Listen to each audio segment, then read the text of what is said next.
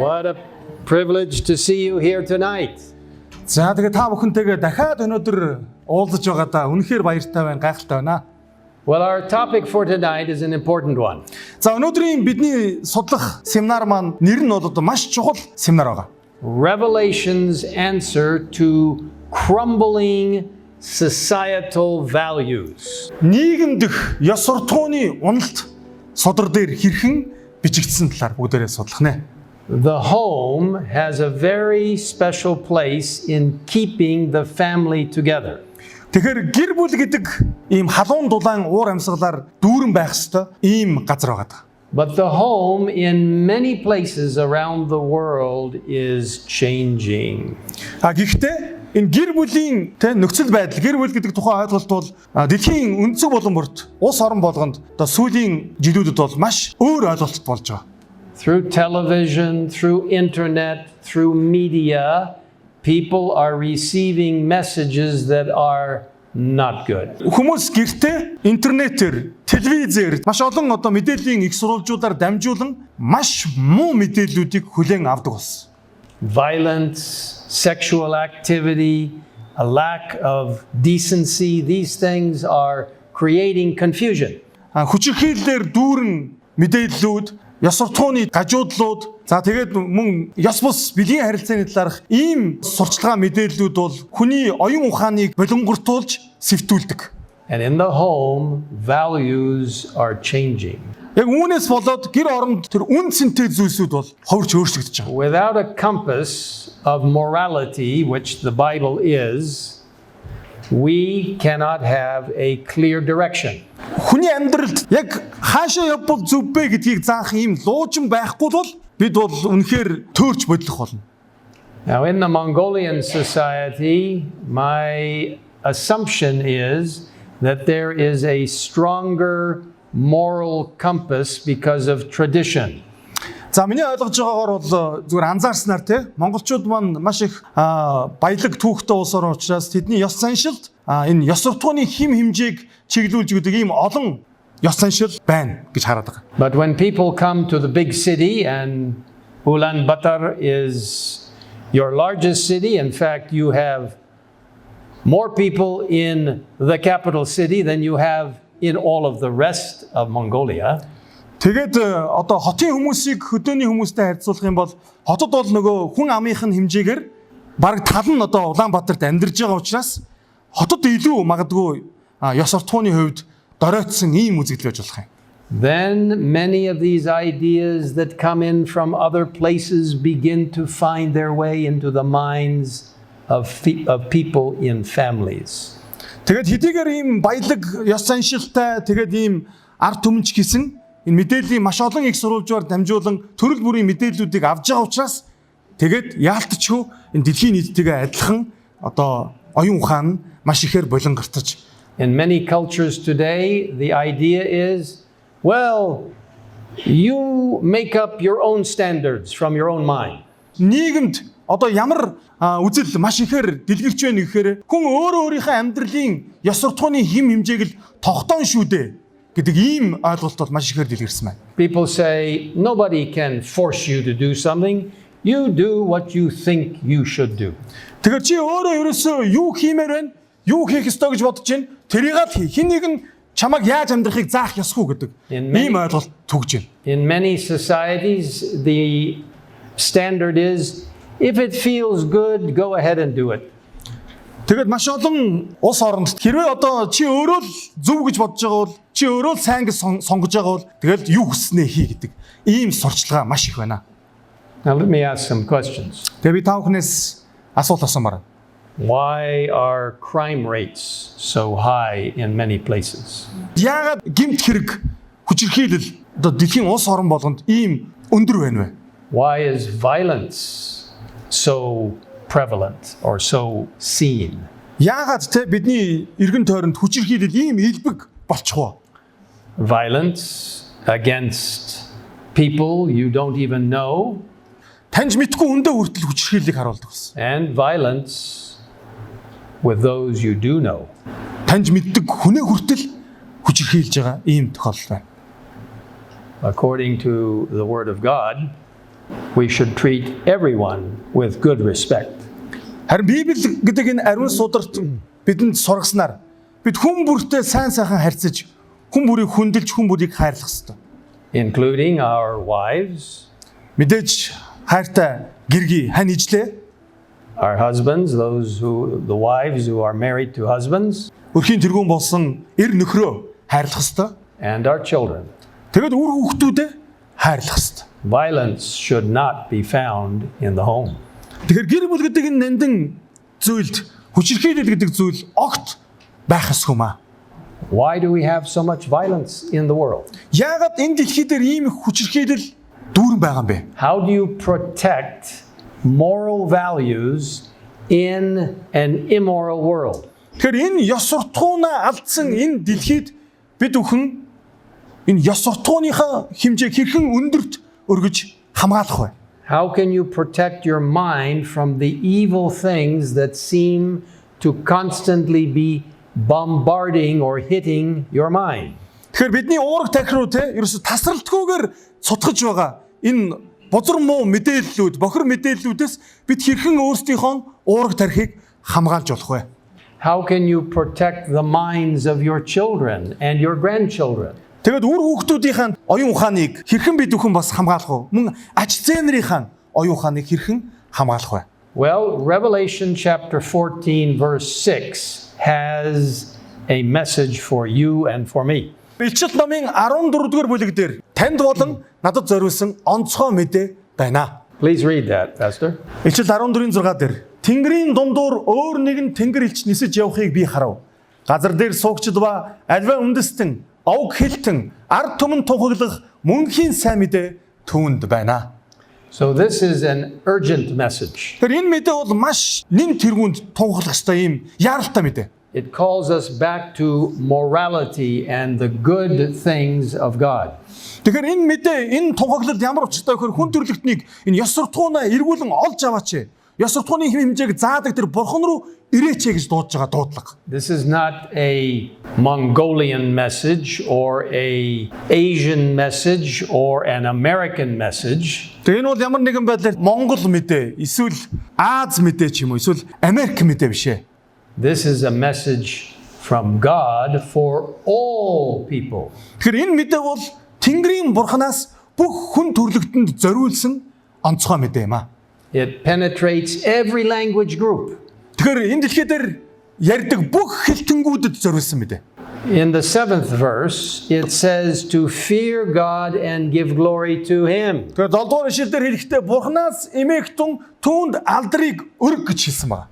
So this message from Revelation answers the question about moral responsibility. Хүн ёс суртахууныхаа хэм хэмжээг хадгалах тэр хариуцлагыг бидэнд сануулдаг. So why is there so much crime and violence? Яагаад энэ дэлхий дээр ийм их гэмт хэрэг хүчирхийлэл байгаа вэ? Immorality and lawlessness, things without the law. Яагаад гэхээр ерөөсөө хүмүүс ёс суртахууны хэмжээг алдаж Тэнгэрийн бурхны тэр хуулиас холдсон учраас. It has to do with moral responsibility. Тэгэхээр бурхан хүн төрлөختөнд өгсөн даган биелүүлэх ёстой ийм ёс суртахууны хэм хэмжээ ариун Библиэс удирт байд юм And аа. this verse says at the end, worship Him who made heaven and earth, the sea and springs of water. Тэгээд энэ ишлэлийн төгсгөлд нь юу гэж хэлсэн мэхээр Тэнгэр ба газрыг, тэнгис ба усны ундрагуудыг бүтээсэн түүнд мөрөгцгөө гэж хэлсэн байна. So this judgment that God is talking about calls us to be accountable, to be responsible.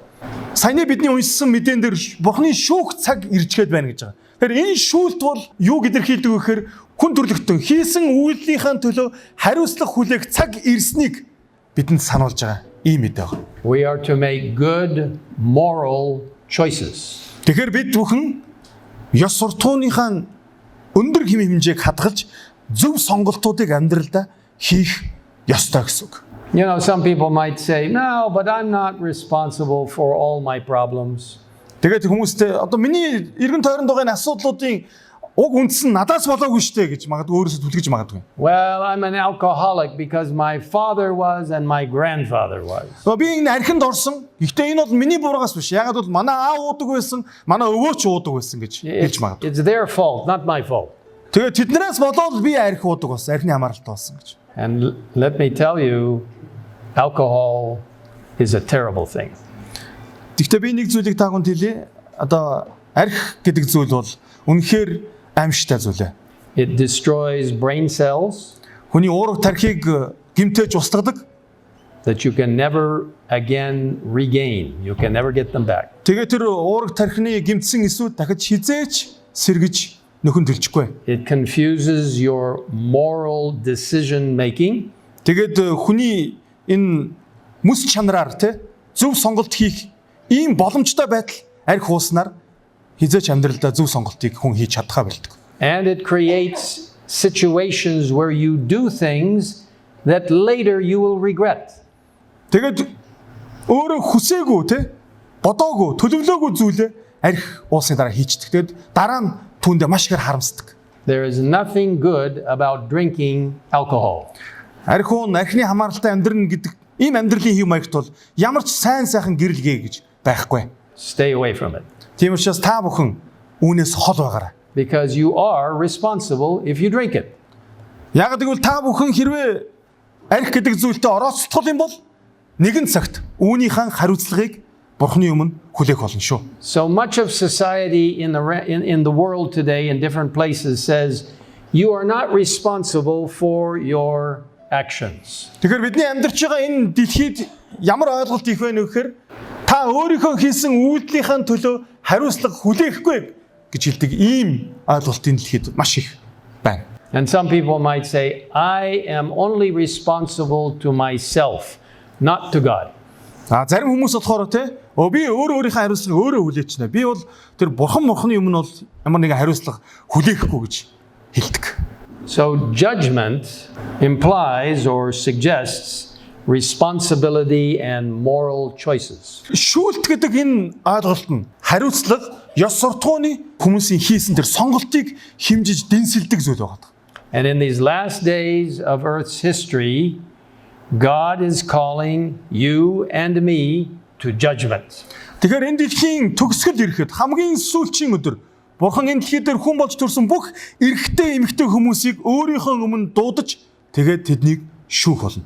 Now, in God's final judgment, does He have a standard for making the judgment account? Тэгэхээр Бурхан тэрхүү шүүлтийг ямар ёс суртахуунаар одоо хэмжээсээр хэмжиж дэнслэх вэ гэхээр Бурхан хүн төрлөختөнд өгсөн өөрийнхөө тэрхүү ёс суртахууны хэм хэмжээгээр дэнслэе. Let's discover it. За тэгэхээр бүгдээрээ тэр нь юу вэ гэдгийг хамтаа нээн илрүүлцгээе. So the law of God is the basis and foundation of the standard of judgment. Тэгэхээр Бурханы хууль гэдэг энэ зүйл бол Бурхан шүүлтээ хийх гол жишг стандарт тэр суурь юм байна. The book of Revelation and the entire Bible says, yes, you are responsible for your actions. Библи тэр чигээрээ ичил ном дээр ч гэсэн юм гэж хэлсэн бэхээр хүн өөрийнхөө хийсэн үйлдэлийн төлөө, сонголтын төлөө хизээ нэгэн цагт хариуцлага үүрэх болно гэдгийг сануулдаг. How did the apostle James put it? Let's read it in James 2 verse 12. Тэгэхээр Илч Яков энэ талаар юу гэж хэлснийг бүгдээрээ 2 дугаар бүлгийн 12-оос уншийе. Ирэх чөлөөний хуулиар шүүгдэх гэж буй тэр хүмүүс шиг тийхүү яр, тийхүү үйлдэх гэсэн байна. So the entire law of God is a law of liberty. Бурхны хууль гэдэг бол тэр чигээрээ ирэх чөлөөний хууль юм байна. Now let's look at Revelation 11 verse 19. Илчил номын 11-р бүлгийн 19-р ишлэлийг бүгдээрээ яг одоо харцгаая. Тэнгэр дэх Бурхны сүм нээгдсэн байв. Түүний гэрээний авдар сүм дотор харагдваа гэсэн. Now, in the earthly sanctuary, when the children of Israel had a sanctuary and it was carried around in the desert, it was then in the temple. In that sanctuary, there was an ark of the covenant. Библиэлд үгүйснээр Бурхны ард түмэн болох Израильчууд тэд нүүдлэх зураа барьж босгодог байсан ийм онцгой ариун ордон байсан байна. Тэгэхээр тэр ариун ордонд ордон дотор байсан эд хэрэглэл дотор маш онцгой нэгэн авдар байдаг гэж. In fact, you see a picture of the Ark of the Covenant, and inside this Ark of the Covenant was God's law, the actual 10 commandments, the tables of stone that God with his own finger wrote out the law. Тэгэхээр та бүхний харж байгаа энэ зураг бол тэрхүү гэрээний авдрын дээд хэсэг байна. Энд авдар дотор юуг хадгалдаг байсан бэ гэхээр Бурхан өөрийн гараар чулуун хавтан дээр бичсэн түүний хуулийг энэ авдар дотор хадгалдаг байсан баг. The 10 commandments, God's law, was placed in the sanctuary as a basis of all morality. Гэрээний авдар дотор хадгалагдаж байгаа хуулийн дээр Бурхан хүн төрлөختний даган мөрдөх ёстой ёс суртахууны хим хэмжээг бичиж өгсөн байна. So, let's understand this important principle. Тэр бүгдээр тэр онцгой зарчмуудыг өнөөдөр бүгдээр судлаа. God's law is the foundation of his throne. Тэр Бурханы хууль гэдэг бол түүний хаан сэнтийн суурь юм байна. And his law is a law of love. Тэр түүний хууль бол тэр чигээрээ хайрын хууль. You see, God calls us to keep his law. Тэр Бурхан энэ хуулийг дагаж мөрдөөрөө гэж бидэнд сануулсан байна. In fact, judgment and law are part of the gospel message. Тэр Бурханы сайн мэдээ өөрөө дотроо хуулигч тэр мөн шүүлтгийч тэр хоёулыг нь агуулдаг. Now, somebody may say, but Pastor, we are saved by grace, not by our own works. Магадгүй та бүхэн үүнийг сонсоод асууж магадгүй. Пастора, бид чинь үйлсээр биш, харин нэгүслэр аврагдсан босуу гэж асууж магадгүй. And I am very much in support of that idea, yes. Тэгэхээр би та бүхний асуултанд тийм ээ, би 100% санал нэг байна гэж хариулах болно. But listen to this. Гэхдээ та бүхэн үүнийг сонсороо. When Christ was crucified on the cross, Есүс загалмай дээр цовдогдох тэр мөчид he was judged as a sinner dying in order to forgive us and pardon us. тэрээр гим нүглийг үйлдсэн тэдгээр хүмүүсийн өмнөөс шүүгдэж тэр хүн шийтгэлийг өөр дээр авсан баг. So judgment is part of that gospel message. Jesus paid the price, but he had to pay it. Сайн мэдээ өөрөө дотроо шүүлтийг агуулдаг. Есүс бидний төлөө бидний төлөх ёстой төлөөсийг төлж тэрээр бидний төлөө амиа өргөсөн. If God could have changed his law, Jesus would not have had to die. Хэрвээ Бурхан өөрийнхөө ёс суртахууны хуулийг өөрчилж болох байсан бол Есүс заавал ирж загалмай дээр цовлогдох шаардлага байхгүй байсан юм а. Some of you know that very famous text in the book of Romans. It says, the wages of sin is death. Тэгээ та бүхний зарим нь бас энэ ишлэлийг бол маш сайн мэдэх бах. Ром номон дээр нүглийн төлөөс нүглийн хөлс бол үхэл юм а гэж хэлсэн байгаа. Well, we broke God's law. Jesus died for us. Therefore, his judgment is upon us, but we claim his grace. Тэгэхээр бид Бурхны хууль түүний ёс суртахууны хэмжээг зөрчсөн. Харин Есүс бидний өмнөөс загалмай дээр цовдлогдсон. Тийм учраас бид Есүсийн бидний төлөө хийсэн тэр үйлсээр дамжуулан бид шүүлтээс эсэм мэнд аврагдаж гарсан юм а. Now let's look at what 1 John chapter 3 verse 4 says. Нэгдүгээр Иохан номын 3 дугаар бүлгийн 4 дугаар ишлэлдэр юу гэснийг бүгдээрээ харцгаая. Нүгэл үйлддэг хүн бүр бас ёс бус хэрэг үйлддэг. Нүгэл бол ёс бус хэрэг юм а. Now, someone may say, but I don't really think stealing is a sin. Магадгүй та бүхний зарим хийж магадгүй те. Би нэг жоохон юм хумсалчдаг. Эсвэл хулгайлчдаг. Гэтэ үүнийг бол нэг тийм өөхөх хэмжээний нүгэл гэж бол бодохгүй байна. But sin is lawlessness. It's going against the commandments of God. Тэгэхээр гим нүгэл гэдэг бол хэлсэн те. Бурхны тушаалын эсрэг тэр гимт үйлдэлийг л шууд нүгэл гэж нэрлэдэг. Stealing is a sin. Тэр зүгээр нэг хулгай хийнэ гэдэг бол It's Бурхны нүдээр бол гим нүгэл. more than just what somebody thinks in their mind, because the holy word of God and God's law gives us direction as to what is correct and what is wrong. Тэгэхээр зөвхөн те Бурхны хуулиар дамжуулаад түүний тушаал түүний ёс суртахууны хэм хэмжээсээр дамжуулаад бид бүхэн зөв зүйл хийж гинүү буруу зүйл хийж гинүү гэдгээ дэнсэж чадна. Тэрнээс биш өөрийнхөө зөвхөн толгой дотроо те энийг би тийм ч сүртэй зүйл гэж бодохгүй байна гэж ийм байдлаар дэнсэлдэггүй. So sin is breaking God's law. Тэгэхээр гим нүгэл гэдэг зүйл бол Бурхны хуулийг зөрчсөн зүйл. God's law is His eternal standard. Бурхны хууль бол түүний үрд мөнхийн одоо хэм хэмжүүр юм аа. It defines sin. It says what sin is. Хуулиар дамжуулаад бид бүхэн яг нүгэл гэж юу юм бэ гэдгийг ойлгож авдаг. And it says that we are accountable or responsible to God for our actions. Тэгэд мөн хуулиар дамжуулаад бид бүхэн Бурхны өмнө хийж байгаа үйлдэлтэй хариуцлага хүлээх юм байна гэдгээ ойлгож мэддэг. You see, your mind may say, oh, but I think I can do this or that. But the Bible tells you what is right or wrong. Зөвхөн Библи таныг юу хийвэл буруу, юу хийвэл зөв бэ гэдгийг тань шүүх хэм хэмжүүр юм аа. So sin is the breaking of God's law. Тэр гим нүгэл бол Бурхны хуулийг зөрчиж байгаа зөрчил. And Revelation tells us that the hour of God's judgment is come. Бурхны ичлэлтэр тэрээр бидэнд юу гэж дуулгасан бэхээр Бурхны шүүх цаг тун ойрхон ирчгээд байна гэж хэлсэн. If you want real freedom, follow God's law. Тэгэхээр үнэхээр амьдралдаа жинхэнэ эрх чөлөөг мэдрахийг хүсэж байгаа бол Бурхны хуулийг даг. And it will bring you genuine happiness. Тэгэд энэ арга замаар л бид бүхэн үнэхээр үгээр хэлшгүй ийм жинхэнэ ад жаргалыг олж авна. God's law protects us from that which would destroy us. Тэгэхээр Бурхны хууль биднийг устгаж үгүй хийх тэр аюулаас хамгаалдаг юм аа. What does John 14:25 or 15 tell us? Иохан номын 14:15 дээр юу гэж хэлсэн бүгдээр харцгаая. Хэрв та нар намайг хайрладаг бол миний тушаалуудыг сахих гэсэн байна. Notice it does not say, Jesus did not say, well, if you love me, don't worry about my commandments. Тэгэхээр энэ ишлэлээр ингэж хэлээг байна те. Хэрвээ надад хайртай бол миний тэр тушаал мушаал нэх дачаалууд битгий өгөө гэж хэлээг байна те.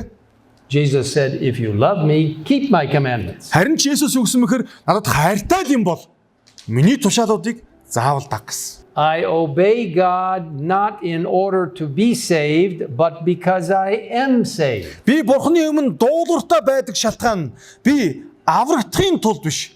Харин аль хэдийн аврагдчихсан учраас түүний хуулийн өмнө дуулууртай байдаг. Jesus did that on the cross for you. He paid the price. Харин Есүс аль хэдийн таны өмнөөс авралыг олж авах тэр төлөөсийг төлчихсөн. Загалмай. But you obey God's law because you love God. Харин бид бүхэн бидний төлөөсийг төлсөн тэр аврагч Иеснээ хайрлаж түүний тушаалыг нь дагснаар л тэр авралын хишгийг хүртдэг юм аа.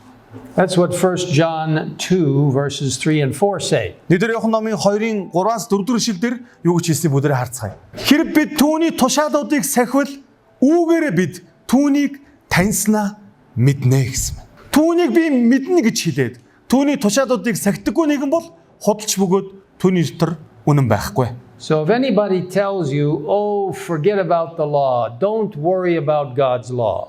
Магадгүй тэ хин нэгэн танд хэлж магадгүй. Өө тэр хуулийг мартаа. Хуулийг сахих шаардлагагүй штэ гэж танд хэлж магадгүй. Then they are only telling you half of the gospel, not the full gospel. Тэр ийм сургаалыг зааж байгаа хүмүүс бол танд жинхэнэ сайн мэдээг бүтнээр нь хэлэхгүй байгаамаа. Танд тал хагас дутуу сайн мэдээг танд хуваалцж гэсэн үг. So the next slide will tell you grace and law are not ideas that fight against each other. Нэгүсэл мөн хууль гэдэг энэ ойлголт байна. Хоорондоо зөрчилддөг зүйл бол биш юм аа. So what is the role of God's law? Тэгэхээр Бурхны хуулийн гүйцэтгэдэг тэр үүрэг нь юу вэ? First of all, we are saved by the grace of Jesus. Тэгээ бид бүхэн бүгдээрээ санал нэг байгаа тий. Бид Есүсийн нэгүслэр, өршөөл нэгүслэр аврагдсан хүмүүс. Jesus paid the price on the cross for us. We accept that and we accept His beautiful robe of righteousness that covers us. Тэгээд бид бүхэн Есүс миний төлөө, бидний төлөө загалмай дээр цовдлогдож, бидний төлөө амиа өгсөн. Түүнд итгэж, тэгээд тэр итгэлээр дамжуулаад бид түүний зөвхт байдлын тэр гайхалтай нүмергийг өөрсдөө өмсөж авдаг. Look at what Romans chapter 3 and verse 20 says. Хуулиар нүглийн мэдлэг ирдэг юм аа гэсэн. It tells us that the role of the law is to identify sin. Хуулийн нэг үүрэг юу гэхээр бидэнд нүгэл гэж юу вэ гэдгийг таниулж мэдүүлэх үүрэгтэй. The law tells us this is right and this is wrong. Тэр хууль бидэнд юу хэлдэг вэ гэхээр юу зөв, юу буруу вэ гэдгийг ойлгуулдаг. So the judgment that God is involved with, the judgment of human beings, calls us everywhere to keep the commandments of God. Тэгэхээр Бурхны хүн төрлөختнийг шүүх тэр шүүлт биднээс юуг шаардж байна гэхээр хүн төрлөختөн Бурхны хуулийн өмнө дуулууртай амьдрах тэр амьдралыг биднээс Now, шаардж. what's the role of grace in all of this? За тэгвэл нэгүслийн үүрэг яг юу вэ? Well, Ephesians chapter 2, verses 8 and 9. Let's look at that. Эфес номын 2 дугаар бүлгийн 8-аас 9 дээр юу гэсэн бүгдээр харцгаая. Учир нь нэгүслэр та нар итгэлээр аврагдсан юм аа. Энэ нь та нараас биш. Харин Бурхны бэлэг бөгөөд үүсээр биш аж. Тиймээс хинч өөрөөрөө сайрхахгүй болно. So, grace is God's mercy, Нэгүсэл гэдэг бол Бурхны өршөөл юм. His forgiveness and His pardon. Түүний уучлал мөн хэлтрүүлэл. It also shows His power and His love for us. Мөн дээрэс нь Бурхны хүч бөгөөд Бурхан нүгэлтнүүдийг хайрлах хайр юм аа. Grace of God is reaching out to each of us. Тэгээд тэр нэгүслэр дамжуулан Бурхан бид бүхэнд хүрдэг. What does Romans 3:31 say? Ром номын 3:31 дээр юу гэж хэлснийг харъя. Тэгвэл бид итгэлээр хуулийг хүчингү болгох уу? Бүү ийм байх болтугай. Харин ч бид хуулийг тогтоодгоо гэсэн байна. You see, we need to keep God's law. We need to validate God's law. We need to establish God's law. Бид хуулийг дагаж мөрдөх ёстой. Бид хуулийг хүндлэх ёстой. Бид хуулийг тогтоон биелүүлэх ёстой. People who are saved by the power of God are obedient people. Яг үндэ Бурханаар аврагдсан хүмүүс бол Бурханы өмнө дуулууртай амьдралаар амьдрсан хүмүүс байд юм аа. What does Matthew 5:17 say? Матай номын 5:17 дээр юу гэж хэлсэн бүгдээр харцгаая. Хуулийг эсвэл иш үзүүлэгчдийг хэрэгсэхгүй болгохоор намайг ирсэн гэж бүү бод. Хэрэгсэхгүй болгохын тулд бус харин гүйцэлдүүлэхийн тулд би ирсэн юм аа. So when Jesus came, He did not do away with the law. He Himself had organized and established the law. Тэгэхээр Есүс энэ дэлхийд ирэхдээ өөрийн хамаар юу гэж ялцсан бэхээр би хуулийг хэрэгсэхгүй болгохоор ирээгүй. Харин ч үүнийг биелүүлж улам өндөр дөргөхөөр ирсэн юм аа гэж хэлсэн. Let's look at Romans 6:14. Ром 6-гийн 14 дээр юу гэснийг харъя. Учир нь нүгэл та нарыг захирахгүй. Яагаад гэвэл та нар хуулийн дор байгаа бус харин нэгүслийн дор байдгаа гэсэн байна. So what does it mean to be under the law? Тэгэхээр хуулийн дор байна гэж юу гэсэн үг юм болоо? It means to be under the law as a method of salvation. Хуулийн дор байна гэдэг нь авралын нэг хэсэг гэсэн үг. What is sin? It's the breaking of God's law. Тэгэхээр бид хүн юу гэж ойлгосон байлээ? Нүгэл гэж юу вэ? Энэ бол хуулийн зөрчлийг хэлдэг. So I'm condemned by the law and I'm under the law. Тэгэхээр би хуулийн дор байна гэдэг нь хуулийг биелүүлнэ гэсэн санаа. But what does it mean to be under grace? За тэгвэл нэгүслийн дор байна гэдэг нь юу гэсэн үг юм бол? Let's read Romans 6:14. 6-гийн 14 юу гэсэн бэ лэхээр? Учир нь нүгэл та нарыг захирахгүй яагаад гэвэл та нар хуулийн дор байгаа бас харин нэгүслийн дор байдаг гэсэн.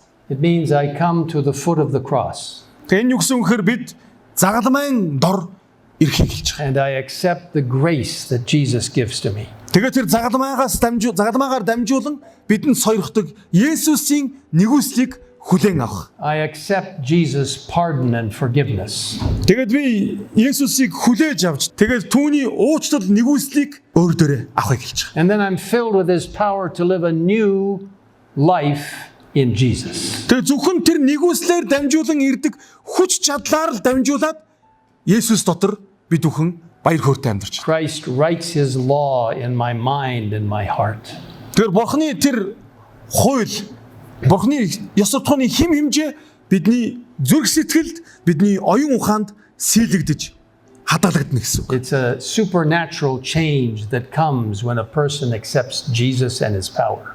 Тэр Есүсийг хүлээж авсан хүн, түүний хүч чадлыг хүлээж авсан хүн маш онцгой ер бусын хүч чадлаар Бурхны хуулийг дагаж мөрдөх, биелүүлэх, хүндлэх ийм хүчтэй болдог. So people who drink alcohol are people who then become sober. They put it away.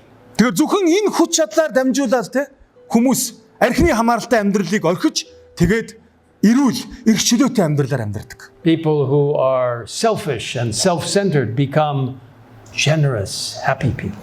Өөрийгөө боддог, харамч, тэг хуваа хичээсэн хүмүүс энэ хүч чадлаар энэ нэгүслэлд орж иж өгөөмөр, хуваалцах дуртай, бусдыг боддог хүн болдог. People who have a bad temper and are violent, they become calm people.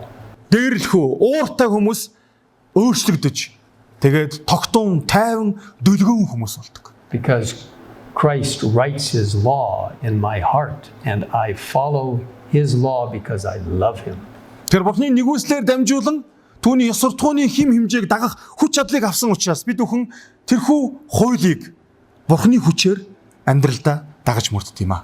When we come to Jesus Тэгээд бид бүхэн Есүс дээр ирэх үед and we throw ourselves at his feet, тэгээд бид бүхэн бүхий л зүйлээ түүний өмнө тавиад байгаагаараа түүний хөлийн өмнө ирдэг. he says, my dear child, whatever you have done, no matter how sinful your life has been, I forgive you. Тэгээд Есүс бидэнд юу гэж хэлдэг вэхээр хүү минь, охин минь, чи өнгөрсөн амьдралдаа юу ч хийсэн бэ? Ямар ч буруу зүйлийг үйлдэлсэн бэ? Ямар ч амьдралаар амьдрсан бэ хамаагүй. Би чамайг уучлж өршөөж байна гэж хэлдэг. You can begin again. Тэгээд чи цоошин ихлээр эхлэх хэрэгтэй гэж бидэнд хэлдэг. So the law reveals our need of God. Хууль бидэнд яг юу хэрэгтэй вэ гэдгийг минь илчилж өгдөг. Бидний хэрэгцээг харуулдаг. Бидэнд бурхан хэрэгтэйг мэдүүлдэг. When we see God's law, we see that we are impatient or that we are angry or that we are not careful in what we do. Тэгэхээр бид бүхэн хуулийг хараад те хуулиас өөрсдөө ямар төвчээргүй, ямар ууртай, ямар бодлогогүй гэдгээ олж харж мэдэрдэг. We then come to Jesus and say, "Oh, I'm so sorry, Lord. My heart is broken. I have sinned again." Хуулиас өөрсдөө гимтэй гэдгээ мэдрээд Есүсийн өмнө ирээд Есүсээ би бол гимтэй хүн. Би дахиад таны өмнө гим бурууг үйлчлээ гэд Бурхны өмнө ирдэг. Please forgive me, Lord. Намайг уучлаач эзэн минь гэж залбирдаг. Lead me to keep your law. Тэгээд таны хуулийг дагаж мөрдөхөд та надад туслаач гэж. Now let's read what says in Matthew 22 verses 36 to 40. Тэгэхээр бүгдээрээ Матай номын 22-ын 36-аас 40-р ишлэлдэр юу гэснийг харцгаая. This is a lawyer who came to Jesus and asked a question of him. Нэгэн хуулийн багш Есүс дээрээ асуусан байгаа. Багшаа, хууль дах агуу тушаал нь аль вэ гэж асуусан. Тэр түүнд чи бүх зүрх, бүх сэтгэл, бүх оюун ухаанаараа өөрийн бурхан эзнээ хайрл. Энэ бол агуу нүгөөд хамгийн чухал тушаал мөн. Удаах нь чи хөршөө өөрийн адил хайрл гэсэнтэй адил юм аа. Энэ хоёр тушаал дээр бүх хууль болоод иш үзүүлэгчд тулгуурладаг юм гэлээ. So the entire law of God can actually be placed in two great commandments. Бурхны энэ бүх хуулиудыг бүгдийг нэгтгэхэд хоёр маш гайхалтай хууль болгон одоо хүн төрлөختөнд таниулсан байна. Love to God and love to fellow human beings. Бурхан эзнээ хайрл тэгээд бусдыг өөрийн адил хайрл гэсэн. When you look at the 10 commandments in Exodus chapter 20, Хэрэв бид бүхэн Гитлэл номын 20 дугаар бүлэг дээрх Бурхны 10 хуулийг харах юм бол and you analyze those 10 commandments, тэгээд тэр 10 хуулийг ингээд ажиглаад харахаар the first 4 commandments have to do with your relationship with God. эхний 4 хууль нь Бурхантай харилцах харилцаа буюу Бурханд хандах хандлага, Бурхныг хайрлах тэр арга замыг зааж гисэн байна. And the last 6 commandments have to do with your fellow human beings. Харин сүүлийн 6 хууль нь хөршөө хайрлах буюу бусдыг хайрлах арга замыг бурхан хүндрэлтэнд зааж гисэн баг. And Jesus is really saying, if you love me, you will love also your fellow human beings. Тэгэхээр Есүс хэлсэн те хэрвээ чи үнэхээр намайг хайрлаж байгаа бол чи бусдыг яг тэр хайраараа хайрлах хэрэгтэй гэж бидэнд хэлсэн. True heavenly love always leads to obedience. Бурханаас ирдэг жинхэнэ тэрхүү хайрын хууль бол Бурханы өмнө дуулууртай байх руу биднийг чиглүүлдэг юм аа. Now, I referred to the 10 commandments of Exodus 20. Ингээ бүгдээрээ 10 хуулийг Библийн гитлэл ном дээрх 10 хуулийг харцгаая. Let's go over those. За тэгэхээр for a few бүгдийг moments. бүгдээрээ харчия. Гитлэл 20-ийн 3-аас 17. Чи надаас өөр бурхадтай байж болохгүй гэсэн байна. So God is saying, I need to be the first one in your life. Тэгэхээр бурхан энэ хуулиар дамжуулаад те би чиний амьдралын номер 1 чинь байхыг хүсэж байна гэсэн. No other gods before me. Тэгээд өөр ямар нэгэн бурхан байх ёсгүй гэж хэлж байгаа. Not money, not your house, not your position. Таны албан тушаал, таны байшин барилга, таны мөнгө төгрөг намайг орлох ёсгүй гэж бурхан хэлсэн. Worship only God. Зөвхөн бурханд мөргөж түүнд итэг. Okay, let's read the second one. Хоёрдугаар хуулийг харъя. Ямар нэг дүрсийг бүү чи тэдэнд мөргөж тэдэнд үйлчилж болохгүй. God says, don't come to me through any other kinds of ways, like images or pictures or things that you will bow down to. No, come directly to me. Тэр бурхан юу гэсэн бэхээр над дээр ирэхийн тулд ямар нэгэн өөр хөшөө, баримл, зураг, хөрөг, дүрс ашиглах шаардлагагүй. Шууд над руу ир гэж хэлсэн байна. So when you pray, you do not pray through some saint. Та бурхан залбирахын тулд ямар нэгэн гигантэн ч юм уу, ямар нэгэн хүнээр дамжуулж бурханд залбирлаа дамжуулах шаардлагагүй. Or through Mary. Эсвэл одоо гигэн мэр ихээр дамжуулж ч юм уу те. You pray directly to God. Тэгэхээр шууд бурханд залбирах боломжтой. Okay, the next one. За 3 дахь хууль нь чи өөрийн бурхан эзний нэрийг дэмий бүү дурд гэсэн байна. Never use the name of God in the wrong way. Тэгэхээр бурханы нэрийг буруу арга замаар ашиглаж болохгүй. It is so precious, the name of God. Бурханы нэр бол хамгийн эрхэм нандин ариун нэр юм. The name of Jesus. Есүсийн нэр бол Don't use that name in connection with anything that would diminish the beauty of that name. тэгэхээр Есүсийн нэрийг те буртаглах, дорд болгох ямар нэгэн зүйлд ашиглаж хэрэгж болохгүй гэсэн. Don't use it to curse or to in some way swear. Don't do it. God's name is to be respected.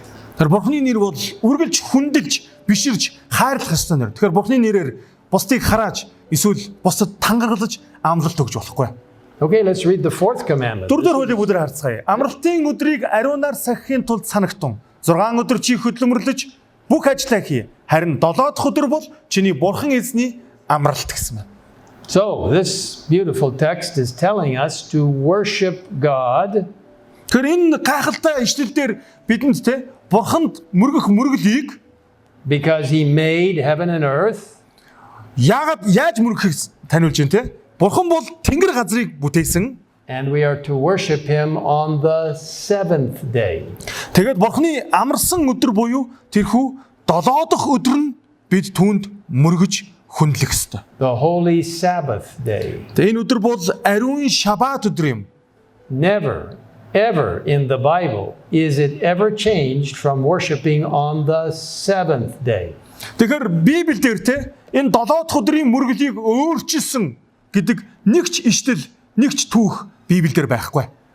It is not Sunday that we worship on, Бид бүхэн нэм гарагт мөргөл үйлдэх ёсгүй. or Monday, Tuesday, Wednesday, Thursday, Friday. No. Эсвэл даваа мэгмар лав пүрүү баасан биш.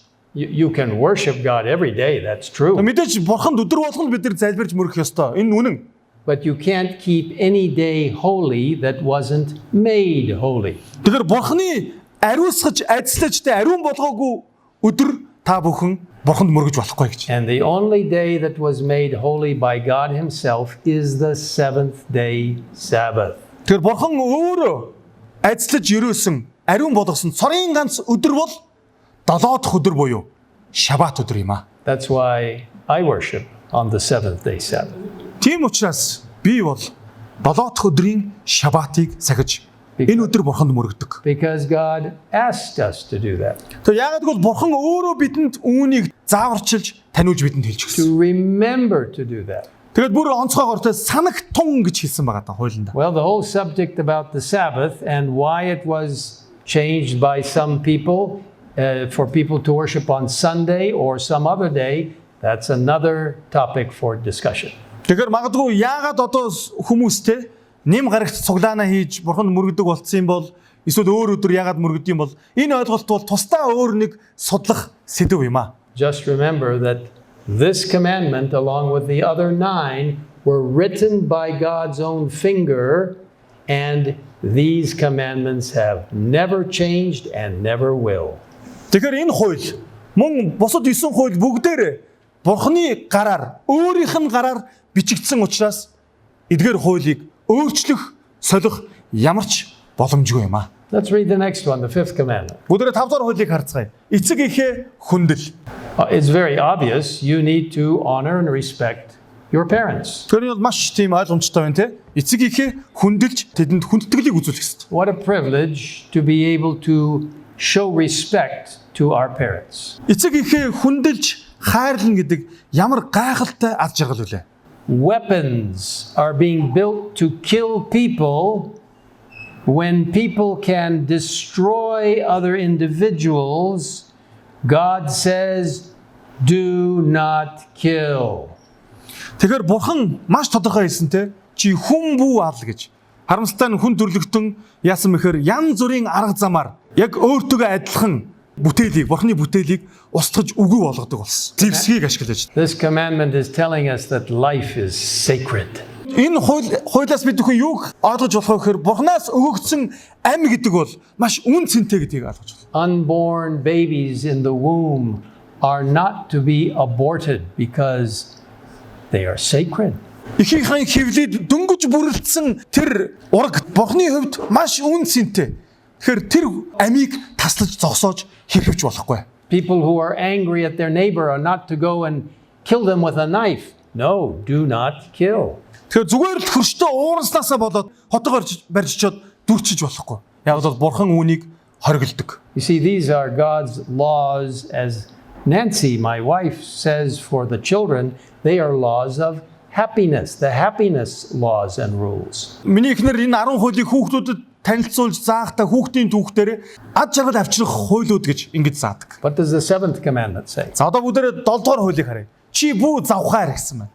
Now, when we see immorality all around us in the world today, this law tells us, stay faithful. Тэгэхээр энэ хууль бидэнд юу илэрхийлдэг вэ гэхээр үнэнч байхыг бидэнд сануулдаг. Ягаад гэвэл дэлхийн өнцөг булан бүрд те энэ садар самуу ёс бус байдал бол үнэхээр аимшигтай болсон. What does the eighth commandment say? 8 дахь хуулийг харъя те.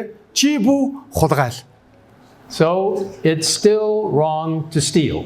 Тэгэхээр хулгай хийнэ гэдэг бол буруу зүйл юм аа. It's wrong to go into a store and look around, and if no one's watching, take something and walk out without paying for it. Дэлгүүрт ороод эргэн тойрны харж байгаа хүн хараагүй юм шиг санагдвал те гэс нэг юм аваад тэгээд мөнгө хэлэхгүй гараад явна гэдэг бол энэ бол буруу.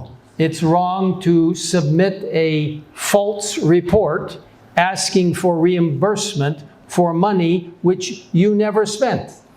Тэгээд мөн дээрээс нь санхүүгийн тайлангаа өгөхдөө хизээч ашиглаагүй, зориулт хийгээгүй тэр мөнгө буруу худлаа тайлан өгнө. Энэ бол бас энэ хуулийг зөрчиж байгаа үйл юм. Don't take that which is not yours. Таних биш зүйлийг та зөвшөөрлгүйгээр бүү ав, бүү хэрэгэл. What's the next commandment say? За бүгдээ дараачихыг харъя. Чи хөршийнхөө эсрэг худал бүү гэрчил. You know, don't talk evil about your neighbor. Бусдын талаар ямар нэгэн худал буруу зүйлийг бүү тараа, бүү яар. Don't lie about things. Ямар нэгэн зүйлийн талаар худал зүйлийг бүү дэлгэрүүлээ. Not even little tiny lies. Жижигхэн хов живийг ч гэсэн бид нар тарааж хэрхэж болохгүй. Be pure and open. Цэвэр ариун, тэг тунгалаг нээлттэй байх хэрэгтэй. Don't lie. Худлаа бүү яар. What's the next commandment? За дараагийнх нь юу гэж байна? Чи бүү шунахаар. Well, the 10 Commandments tells us that we should not try to obtain that which is not ours and desire something when God says, I will give you what you need. 10 хууль бидэнд юуг сануулж өгнө гэхээр ямар нэгэн байдлаар өөрийнх биш зүйлээд шунхаарч хүсэл тачаалдаа автаж эсвэл хүсэж мөрөөдөж болохгүй. Яг бол бурхан би чамд яг юу хэрэгтэй чинь мэднэ. Тэгээ түүнийг чинь өгнө гэж хэлсэн байна. The Ten Commandments speak to our society today.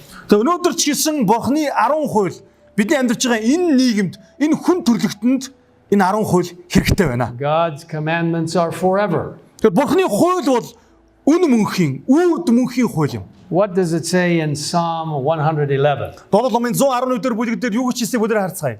Түүний мотрын үйлс бол үнэн ба шударгаас юм. Түүний бүх тогтоолууд баттай юм а. And the next slide. Тэд мөнхийн мөнхөд бат тогтоогдсон. Тэр өөрийн гэрээг мөнхөд байгуулсан.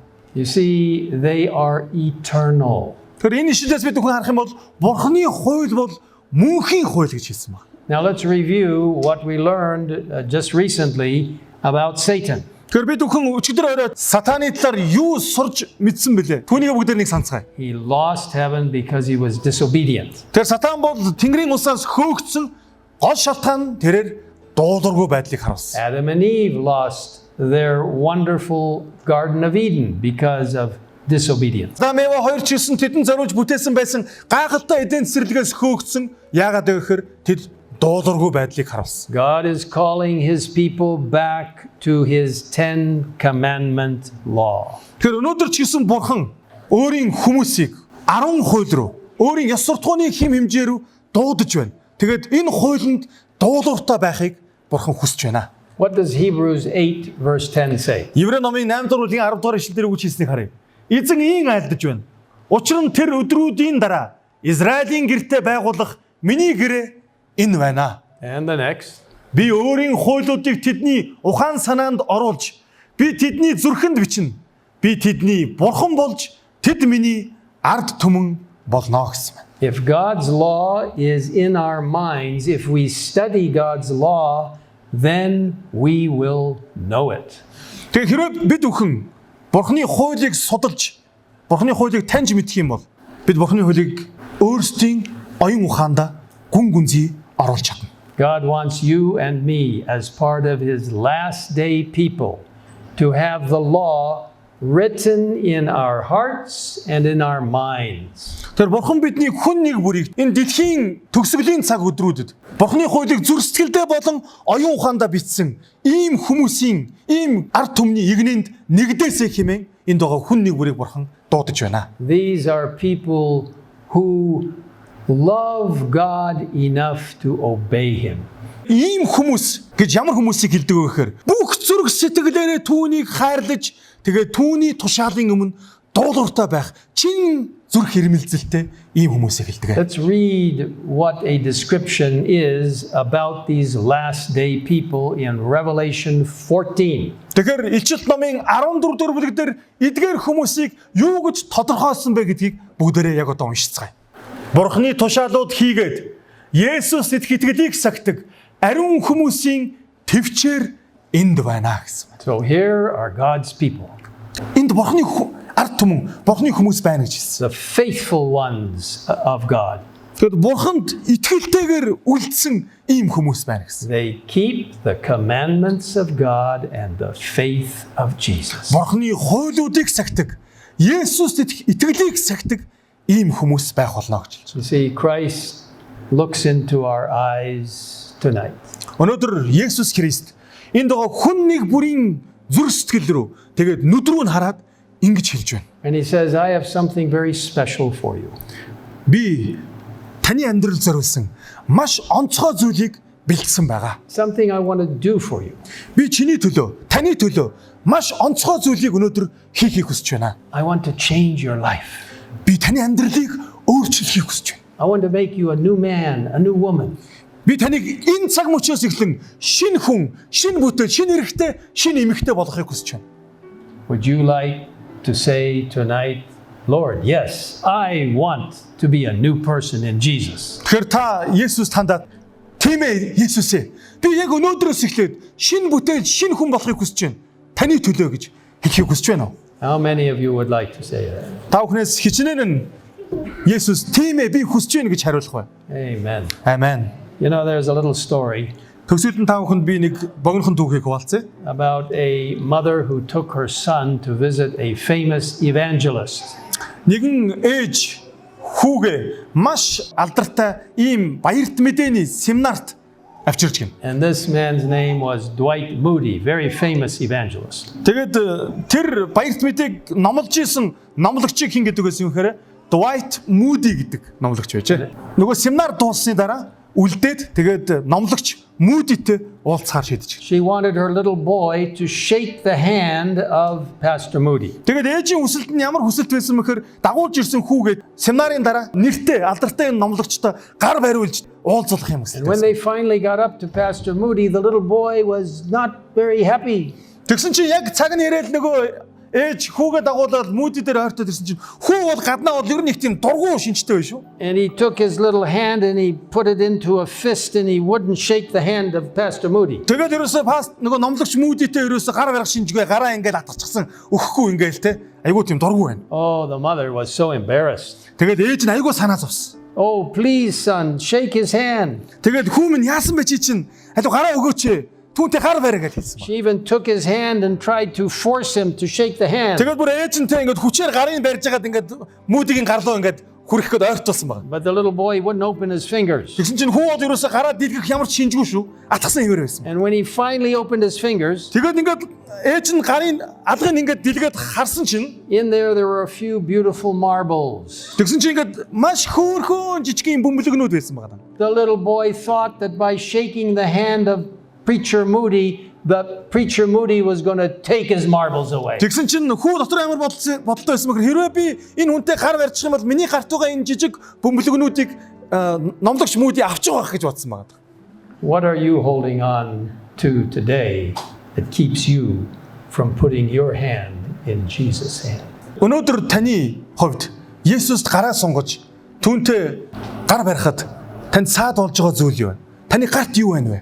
Let me tell you, there is nothing that should keep you from knowing Jesus and accepting Him to lead you all the way into eternal life. Есүс Христийг таньж мэдэж, түүнтэй танилцж, түүнд амьдралаа өгч, тэгэд мөнхийн хувь тавилан сонгох шийдвэрийг гаргахад танд ямар ч саад, ямар ч таныг Бурханаас холдуулах ийм зүйлийг та бүү зөвшөөрөөрэй. When you place yourself in God's hands, Та Бурхан руу гараа сунгасан тэр цаг мөчид He will forgive your past, тэр таны бүх өнгөрснийг уучлж, He will change your life, тэр таны амьдралыг бүрэн өөрчилж, He will make you a new man, a new woman, a new Таник- boy or you new girl, таныг цоо шин хүн болгох болно.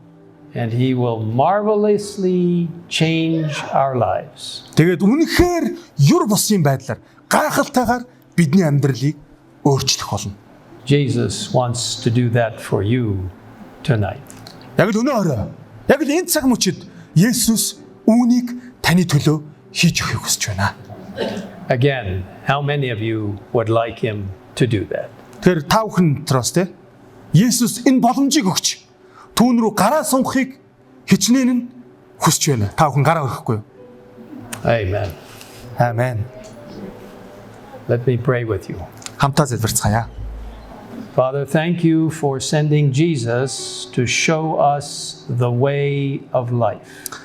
Хайртай Амен, та бидэнд Есүсийг илгээж тэгээд та бидэнд хамгийн зөв, хамгийн үнэн тэр зам мөрийг танилцуулсанд баярлалаа. Thank you for sending Jesus to pay the price for our sins. Бидний гим нүглийн төлөөсийг төлөөлж өөрийн хайр түүх бидний төлөө илгээсэнд баярлалаа. Thank you that Jesus will change our lives. Бидний амьдралыг өөрчлөх хүч чадалтай Есүсийн төлөө бид талархаж байна. When we humbly submit to Him.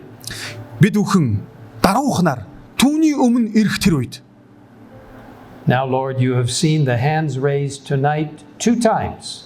эзэн минь та өнөөр 2 удаа таны төлөө гараа өргөсөн хүн нэг бүрийг харсан.